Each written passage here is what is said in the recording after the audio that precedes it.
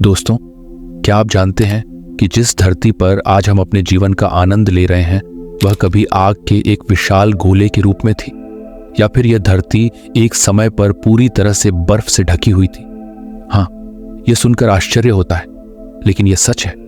आज हम आपको पृथ्वी के 450 करोड़ साल के अद्भुत और रोमांचक सफर की कहानी सुनाएंगे, जो हमें ब्रह्मांड के प्रारंभ से लेकर आज के जीवन तक लेकर जाती है।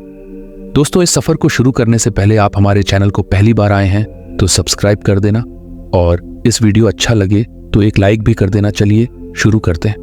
दोस्तों, शुरुआत होती है उस समय से जब हमारे सौरमंडल की कोई ठोस शक्ल नहीं थी। ये जगह सिर्फ गैस और धूल के बादलों से भरी हुई थी। वैज्ञानिकों का मानना है कि इस बादल के बीच में एक तारा था जो अपनी ऊर्जा खोता जा रहा था। अंततः उस तारे में महाविस्फोट हुआ, जिसे सुपरनोवा कहते हैं। इस विस्फोट ने धूल और गैस के कणों को एक साथ जोड़ दिया, और समय के साथ इन कणों ने छोटे छोटे ग्रहों और उल्का पिंडों का रूप ले लिया। इसी प्रक्रिया से हमारे सूरज का भी जन्म हुआ। सूरज के बनने के बाद उसके चारों ओर धूल और गैस के ये कण परिक्रमा करने लगे, और समय के साथ इनसे हमारे सौरमंडल के ग्रह बने। ये प्रक्रिया बहुत धीमी थी, लेकिन अंततः इससे बुध, शुक्र, पृथ्वी और मंगल जैसे ग्रहों का निर्माण हुआ। उस समय पृथ्वी एक बहुत ही उग्र और अस्थिर ग्रह थी, जिसकी सतह पर निरंतर ज्वालामुखी विस्फोट हो रहे थे। लेकिन पृथ्वी की कहानी यहीं खत्म नहीं होती। पृथ्वी और मंगल के बीच एक और छोटा ग्रह था, जिसे वैज्ञानिक थिया नाम से जानते हैं। इस छोटे ग्रह का धरती से जोरदार टकराव हुआ। इस भयंकर टकराव ने पृथ्वी के बड़े हिस्से को अंतरिक्ष में बिखेर दिया, और इस मलबे ने एक विशाल रिंग का रूप ले लिया, जो अंततः हमारे चांद के रूप में परिवर्तित हुआ। पृथ्वी और चांद की इस यात्रा के दौरान पृथ्वी का तापमान बेहद अधिक था। उस समय पृथ्वी पर केवल एक महासागर था। समय के साथ पृथ्वी ठंडी होने लगी। भारी तत्व जैसे धातु और रेडियो एक्टिव पदार्थ पृथ्वी के केंद्र में जाकर जमा हो गए, जबकि हल्के तत्व सतह पर फैल गए। ये वह समय था जब पृथ्वी पर जीवन के लिए आधारभूत परिस्थितियां बनने लगीं।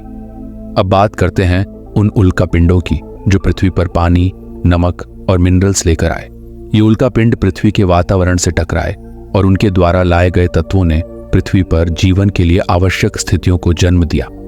ज्वालामुखियों के पास से गहरे महासागरों में सूक्ष्म जीवों का निर्माण हुआ।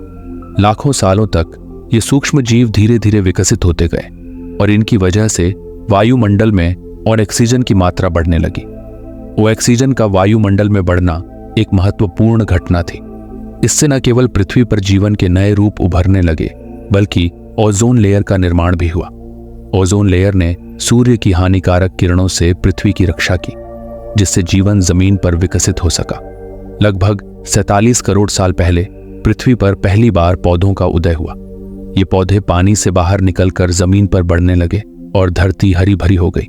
समय के साथ समुद्र के जीव जमीन पर आने लगे, और नए नए जीवों का जन्म हुआ।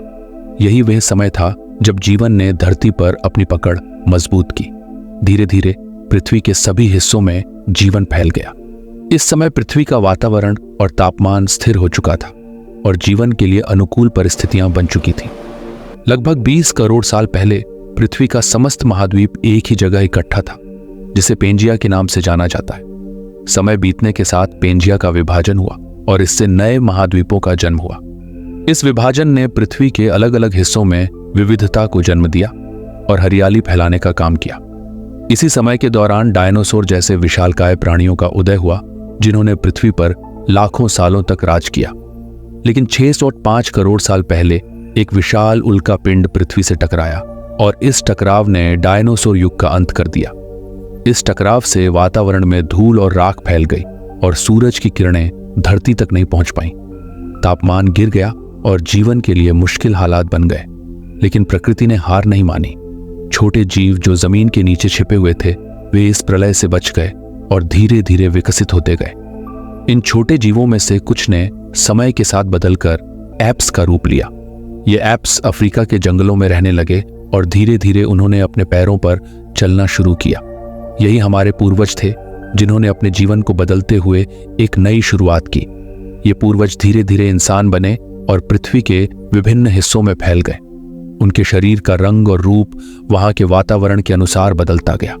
समय के साथ हम आदिवासी जीवन से आगे बढ़कर सभ्य समाज में परिवर्तित हो गए। हमने अपने अस्तित्व को सुरक्षित करने के लिए हथियारों का निर्माण किया और धर्म, परिवार, भाषा और संस्कृति का विकास किया। इस तरह हम पृथ्वी के सबसे विकसित और प्रभावशाली प्राणी बने। लेकिन जैसे जैसे हमने विकास किया, हमने पृथ्वी पर भी गहरा प्रभाव डाला। हमने अपने लालच में पृथ्वी के प्राकृतिक संसाधनों का अत्यधिक दोहन किया। हमने पर्यावरण को नुकसान पहुंचाया, जंगलों को काटा और औद्योगिक क्रांति के जरिए प्रदूषण फैलाया। आज हम एक ऐसे मोड़ पर खड़े हैं जहां पृथ्वी का भविष्य अनिश्चित है।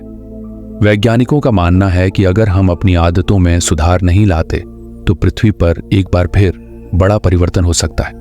जब हम इतिहास पर नजर डालते हैं तो पाते हैं कि मानव जाति ने पृथ्वी को कितनी तेजी से बदल दिया है। औद्योगिक क्रांति के बाद से हमने ऊर्जा के लिए जीवाश्म ईंधनों का अत्यधिक उपयोग किया, जिससे वायुमंडल में कार्बन डाइऑक्साइड की मात्रा तेजी से बढ़ी।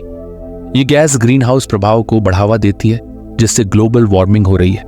धरती का तापमान बढ़ रहा है, बर्फ पिघल रही है और समुद्र का स्तर बढ़ रहा है। ये सभी संकेत हैं कि हमें अपने तरीके बदलने की सख्त जरूरत है। पृथ्वी के लिए हमारी जिम्मेदारी यहीं खत्म नहीं होती। हमें अपने दैनिक जीवन में छोटे छोटे बदलाव करने होंगे, जैसे ऊर्जा की बचत, पुनर्चक्रण और स्थायी ऊर्जा स्रोतों का उपयोग। ये न केवल पृथ्वी को बचाने में मदद करेगा, बल्कि हमें एक स्वस्थ और सुरक्षित भविष्य की ओर भी ले जाएगा। दोस्तों, अगर आपको ये वीडियो पसंद आई हो तो हमारी चैनल को सब्सक्राइब कर दें और वीडियो अच्छा लगा हो तो एक लाइक भी कर देना। धन्यवाद।